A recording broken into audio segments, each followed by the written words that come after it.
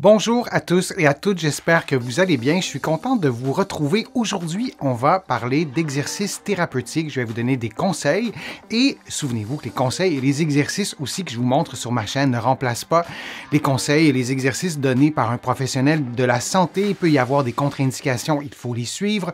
Vous devez aussi adapter les exercices à vos capacités, à votre condition. Si vous avez par exemple un problème musculo-squelettique, vous allez trouver plusieurs des exercices que je vous propose aujourd'hui dans mon livre Plus jamais malade et aussi dans mon livre sur le vieillissement pour contrer les effets du vieillissement et aussi mon livre pour soulager les douleurs au dos et au cou. L'extension de la hanche à quatre pattes, c'est un bon exercice pour stimuler les muscles qui sont derrière les cuisses, les ischio-jambiers, notamment les fessiers. Et si je vous les présente, ces muscles, alors voici le premier groupe, les ischio-jambiers. Vous voyez que c'est des muscles qui s'attachent aux genoux, qui vont jusqu'au bassin, juste un petit peu, vous le voyez en bas des fessiers. Ça stimule aussi, je vous l'ai montré, les fessiers. Alors c'est souvent l'image qu'on se fait des muscles fessiers, mais il ne faut jamais oublier qu'on a qu'on a un ou deux de chaque côté, des petits fessiers et des moyens fessiers.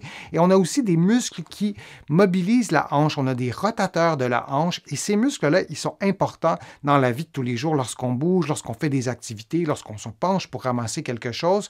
Et lorsqu'on a eu un problème de genou, un problème de bassin, un problème de hanche, ces muscles-là peuvent s'affaiblir. La position de départ de l'exercice, elle est assez simple. Ça ne peut pas être plus simple que ça. C'est la position du quatre pattes. Et ensuite, on fait un mouvement qu'on va détailler dans quelques instants. Mais avant, je voulais qu'on regarde ensemble pourquoi on ferait cet exercice-là, pour quels problèmes de santé on peut faire l'exercice d'extension comme ça de la hanche en position quatre pattes.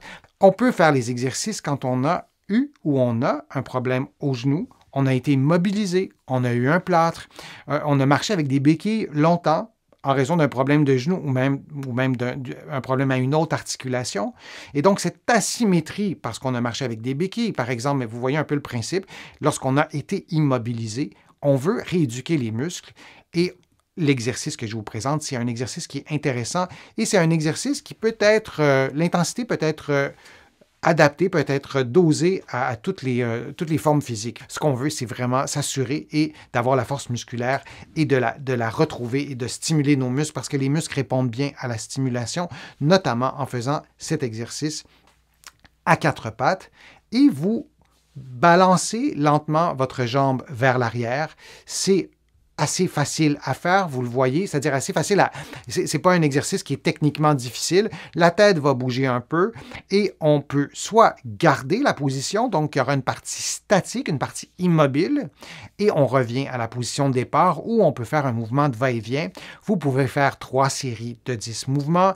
Vous pouvez alterner une fois à droite, une fois à gauche. Vous pouvez faire 10 mouvements du même côté, puis ensuite faire le même mouvement, le même exercice de l'autre côté. Donc, il y a plusieurs façons d'adapter l'exercice, mais c'est quelque chose qui est vraiment très simple. Pour augmenter le niveau de difficulté, vous pouvez mettre un poids à la cheville, ça sera beaucoup plus facile. C'est un exercice qui est tout simple à faire.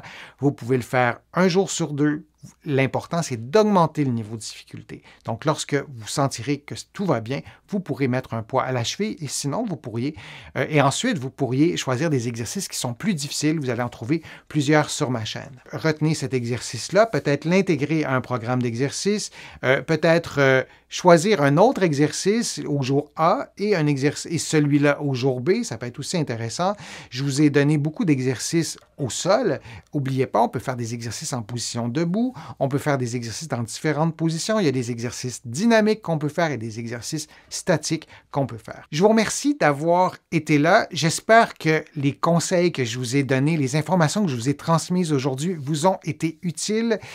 Je vous remercie de faire une contribution à ma chaîne. Vous êtes plusieurs à le faire et je vous remercie et considérez ces remerciements comme personnels. Ça m'aide beaucoup à pouvoir vous produire de plus en plus de contenu et c'est ma résolution de cette année de vous en présenter encore plus régulièrement pour répondre à vos besoins, répondre à vos questions que vous me posez sur les fils de discussion. Je les lis toutes, vos questions, et j'y réponds individuellement quand c'est possible. Sinon, je le fais dans des vidéos. Vous allez trouver beaucoup d'informations sur mon site web, le www.denisfortier.ca. Vous allez aussi trouver beaucoup d'informations dans mes livres, notamment mon livre Plus jamais malade, mon livre sur le vieillissement, mon livre sur les douleurs au dos. Il y en a d'autres, vous les connaissez. Et en visitant mon site web, le www.denisfortier.ca, vous allez pouvoir aussi vous abonner gratuitement à mon infolettre, au courriel thématique et garder contact avec moi.